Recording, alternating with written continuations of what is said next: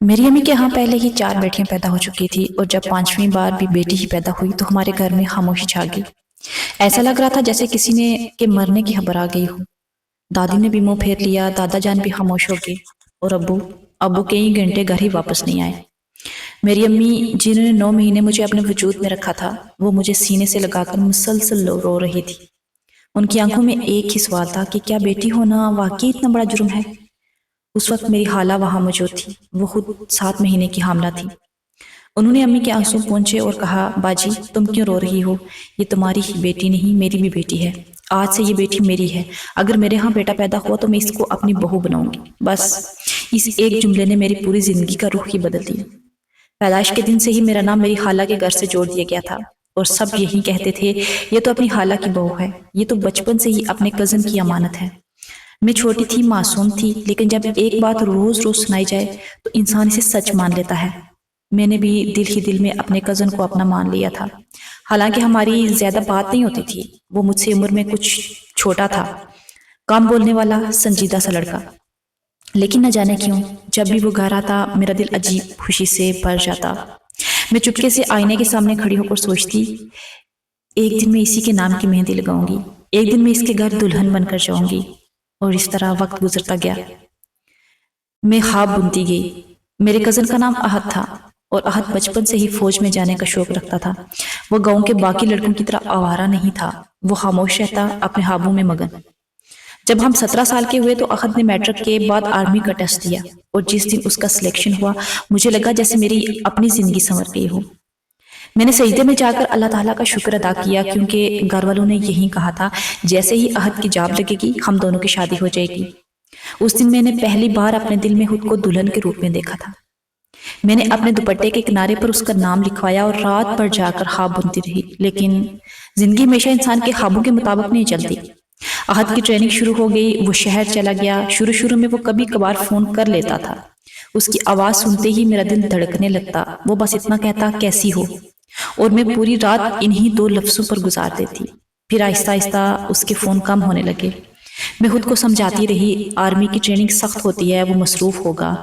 لیکن ایک دن میں نے اپنی خالہ کو امی سے کہتے سنا، باجی اب زمانہ بدل گیا ہے، احد اب فوجی بن گیا ہے اور اس کے لیے بڑے بڑے رشتے آ رہے ہیں۔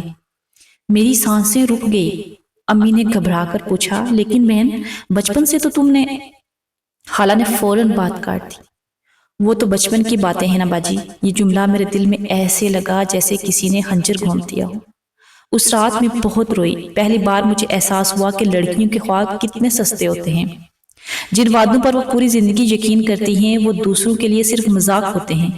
لیکن میری محبت کم نہیں ہوئی۔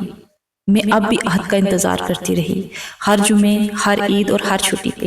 پھر ایک دن احد چھٹی پر گھر آیا، سب لوگ خوش تھے، گھر میں رونق تھی اور میں صرف ایک نظر اسے دیکھنے کے لیے بے چین تھی۔ وہ پہلے سے بدل چکا تھا، اس کی شخصیت میں رعب آ گیا تھا۔ میں نے نظریں جھکا لی، رات کو اچانک میرے فون پر میسج آیا، بات کر سکتی ہو؟ یہ احد تھا۔ میرے ہاتھ کانپنے لگے اور میں نے ہاں کی۔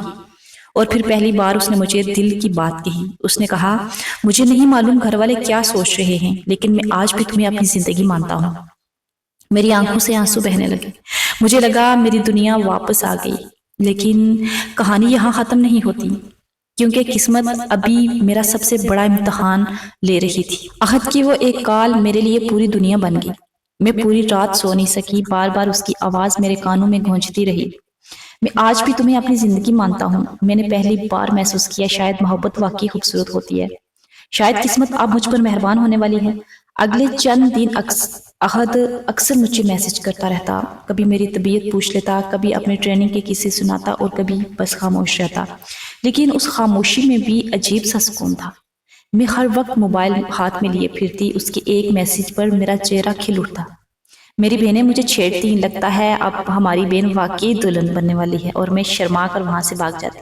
لیکن ہر خوشی کے پیچھے قسمت کہیں نہ کہیں آزمائش چھپا دیتی ہے۔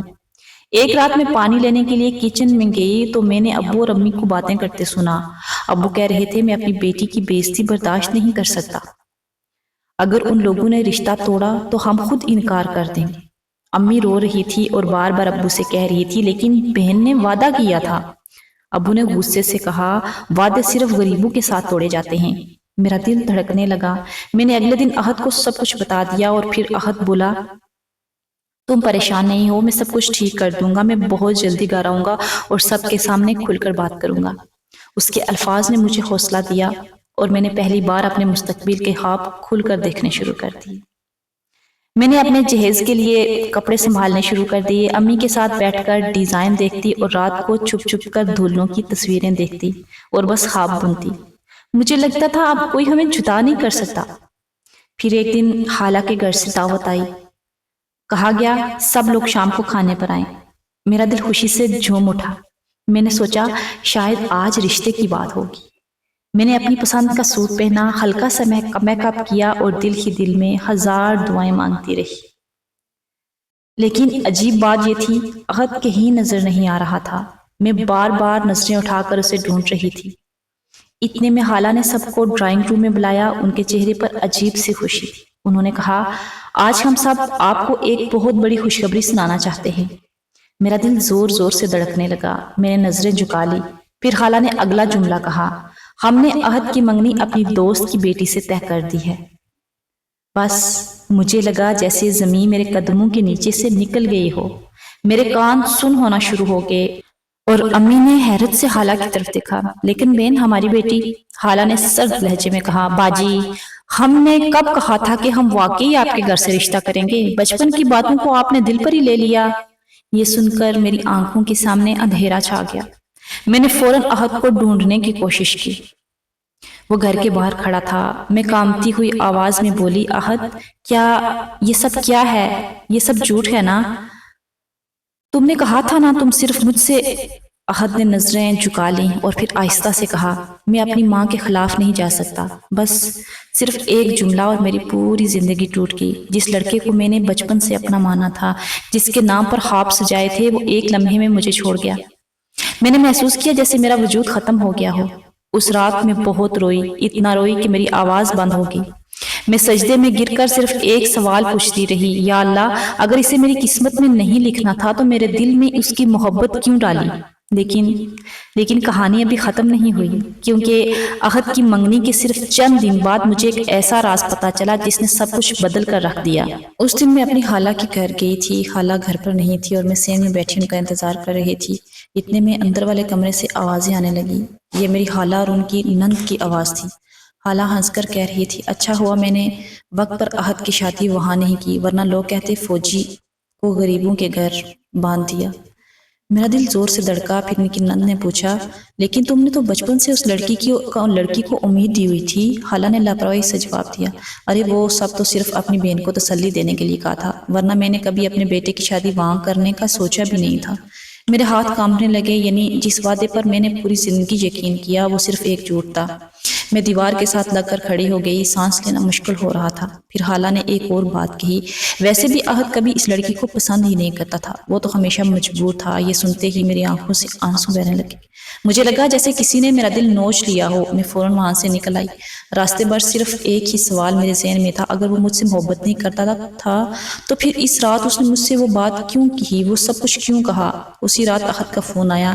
پہلی بار میں نے اس کی کال نہیں اٹھائی۔ وہ بار بار فون بجتا رہا، لیکن میرا دل اب ٹوٹتے ٹوٹتے پتھر بن چکا تھا۔ کچھ دیر بعد اس کا میسج آیا، مجھے تم سے ضروری بات کرنی ہے۔ میں نے روتے ہوئے صرف ایک جواب لکھا، جھوٹے وعدے انسان کو زندہ نہیں رکھتے احد، اندر سے مار دیتے ہیں۔ میسج سین ہوا اور کافی دیر تک کوئی جواب نہیں ہے۔ پھر اچانک ایک لائن آئی، کاش تم سچ جانتی۔ میں حیران رہ گئی۔